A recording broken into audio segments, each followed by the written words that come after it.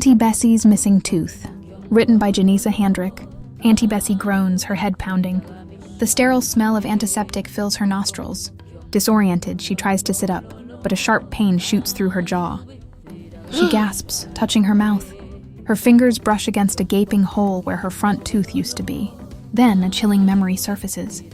She was peering through the window of Cherise's house at the corner. Drawn by the commotion, loud music blared, laughter echoed, and voices rose in a cacophony. Suddenly, a figure emerged from the shadows, a hulking silhouette against the vibrant interior of the house.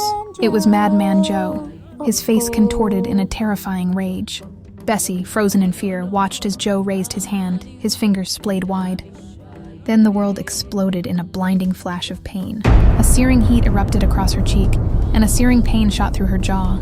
She crumpled to the ground, the taste of blood filling her mouth. The mud embraced her flying self to a shocking display. The rest is a blur.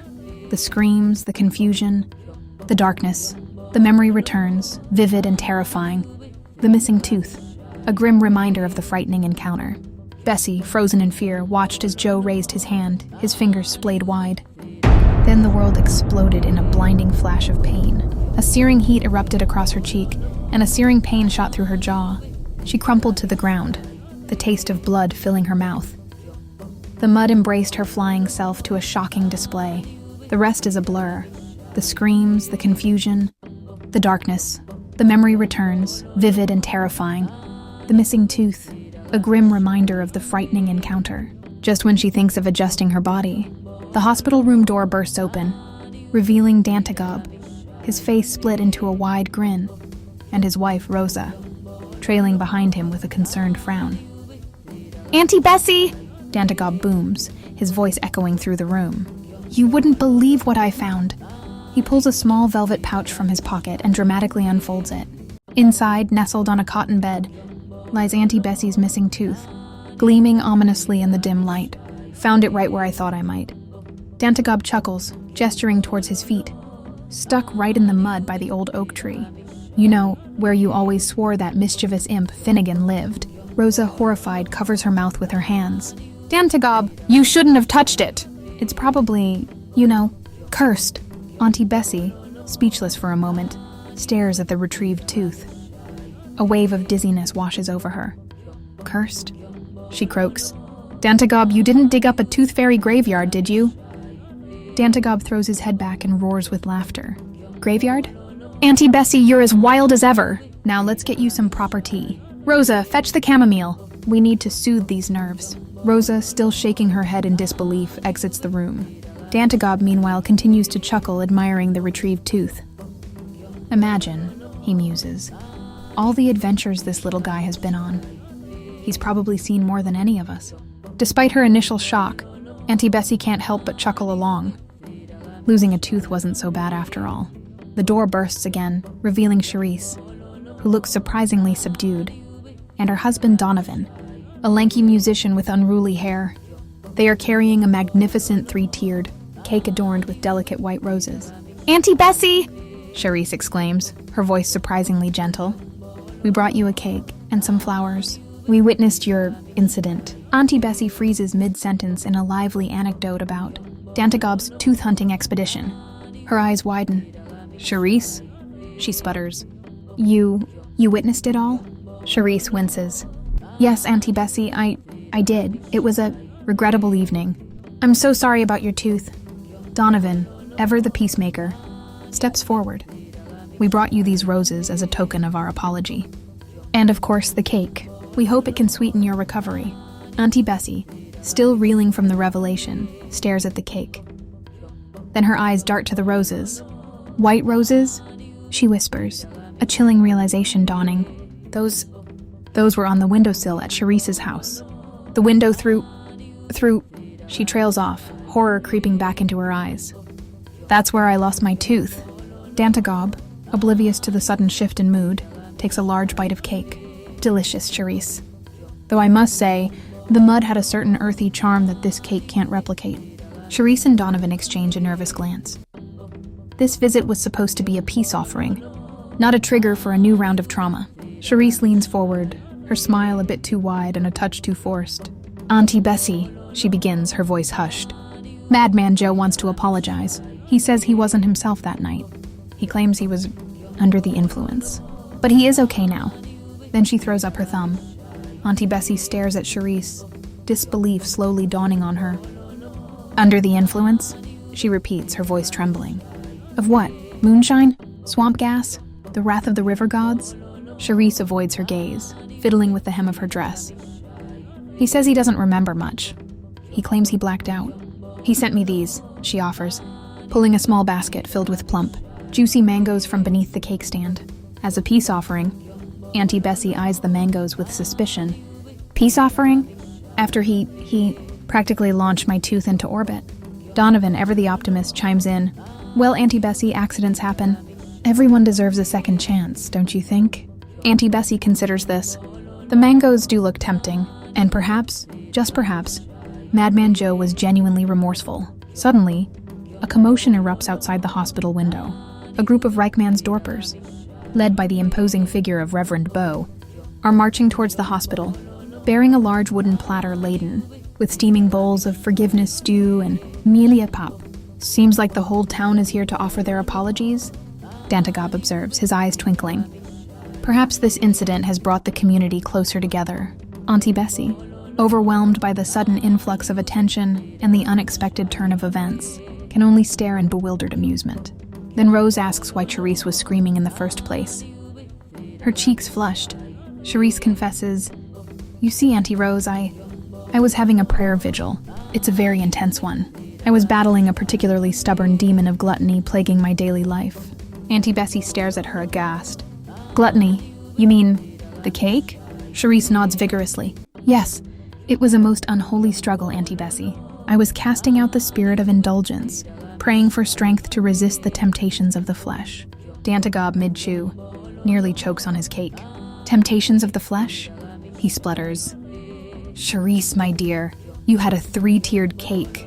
That's a sin against pastry, not the flesh. Charisse ignores him, continuing her dramatic account. The battle raged within me, Auntie Bessie. The demon of gluttony was strong. I wrestled with it. I pleaded with the Lord for deliverance. And then she trails off, her voice dropping to a hushed whisper. I lost control. Auntie Bessie, thoroughly bewildered, can only shake her head. You screamed? Charisse nods, her eyes wide with shame. I let out a most unholy shriek, a battle cry against the forces of gluttony. It seems I startled a few of the guests. The room erupts in laughter. Dantagob, wiping tears from his eyes, declares, This is the most entertaining apology I've ever heard. Even Madman Joe, lurking nervously in the doorway, can't help but chuckle. At that moment, Auntie Bessie gives him a cold side-eye, gasping, Heavens! You startled me half to death, boy. Madman Joe, shrinking back, I just wanted to... Aunt Bessie, pointing a trembling finger at him. You stay right there. You nearly gave me a heart attack. And you better not think you're coming in here. Madman Joe, deflated. But I just wanted to... Aunt Bessie, shaking her head. No, you caused enough trouble already. You owe me a tooth and an apology. Madman Joe, wringing his hands. I do indeed. I brought you something extra. Aunt Bessie, suspicious. Something? What could you possibly bring that I want? Madman Joe, pulling out a small, intricately carved wooden bird. A bird. I carved it myself. Aunt Bessie, eyes softening. You carved that? Madman Joe, nodding shyly. It's for you, Aunt Bessie. I'm sorry for scaring you. Aunt Bessie, and hesitates. It is pretty. Quite something. Charisse, who has been quietly observing the scene, steps forward. Charisse, smiling. Aunt Bessie, give him a chance. Madman Joe has not been the same since he was delivered. I'd like to hear him out. Aunt Bessie, grumbling, delivered? What do you mean, delivered? Charisse, winking. You know, Aunt Bessie. It's a wake-up call. He seems calmer, more thoughtful. Aunt Bessie, skeptical. Calm? Thoughtful? Madman Joe? Charisse, nodding. I've seen him helping Mrs. Gunna with groceries. He even plans to reconcile with Uncle Marco. Aunt Bessie, surprised. Well, I never. Madman's looking hopeful. Please, Aunt Bessie. Aunt Bessie, sighs. Oh, very well. But if you scare me again, I'm calling for the constable. Madman Joe beams and cautiously enters the room. He hands Aunt Bessie the wooden bird, which she examines with a growing fondness. Aunt Bessie, grudgingly. It's pretty lovely, Joseph. Thank you. Madman Joe, grinning. You're welcome, Aunt Bessie. Aunt Bessie, holding up the bird. This is very nice indeed. But tell me, Joseph, why did you become the hot slap spreader in the first place? Madman Joe, face flushing. Well, you see, I was trying to help Farmer Giles. His prize bullock had gotten stuck in the mud. And then there was this terrible wind, and, well, let's say it all started with my late Aunt Charlotte. Aunt Bessie, intrigued. Your Aunt Charlotte? Madman Joe, nodding. She won first prize at the village pastry contest. A magnificent fruitcake it was, and she insisted I deliver it to the mayor. Aunt Bessie, smiling. And? Madman Joe, sheepishly. I tripped on a loose cobblestone, and the cake landed on the mayor's head. Aunt Bessie bursts into laughter. Oh, Joseph, you poor misguided soul. Madman Joe, wincing. It wasn't funny then, Aunt Bessie. The mayor, well, let's say he wasn't amused. Aunt Bessie, raising an eyebrow. He wasn't amused? Madman Joe, shifting uncomfortably. He slapped me. Quite hard. Aunt Bessie, gasping. The mayor slapped you? Madman Joe, nodding. He said it was the only way to teach me a lesson, my insecurity. Aunt Bessie, speechless. He thought slapping you would. Madman Joe, shrugging. I don't know, Aunt Bessie. But for a while I thought he was right. I tried to slap every insecurity I encountered. Aunt Bessie, shaking her head. Oh, Joseph, you poor misguided soul. Aunt Bessie, despite her initial amusement, felt sympathy for Madman Joe. He had learned some extraordinary lessons in his life. Aunt Bessie, gasping. The mayor slapped you? Madman Joe, nodding. He said it was the only way to teach me a lesson to eradicate my insecurity. Aunt Bessie, speechless. He thought slapping you would. Dantagog, observing the scene with growing curiosity, pipes up. Dantagog. Speaking of insecurities, how did you end up at Cherise's house, Joe? Madman Joe, blushing. Well, I heard she was louder and bolder than me when dealing with those Dantagob, leaning forward. Demons. Madman Joe, nodding. Yes, demons and trauma. I thought maybe she could help me. Aunt Bessie, chuckling. You thought Cherise could help you with your insecurities? Madman Joe, muttering. It seemed like a good idea then. Cherise smiles warmly at Madman Joe, who returns a sheepish grin. Dantagob, however, stares at them both with a mixture of amusement and disbelief. Madman Joe, chuckling. I don't know what happened, but Rosemary's prayers helped me get my mind back together with everyone there that night. Cherise, a quiet smile plays on her lips. Joe, I've been battling my demons too. Sometimes the loudest voice isn't always the strongest, but healing comes when you acknowledge your vulnerabilities. Cherise and Auntie Bessie share a knowing look, a slight understanding passing between them.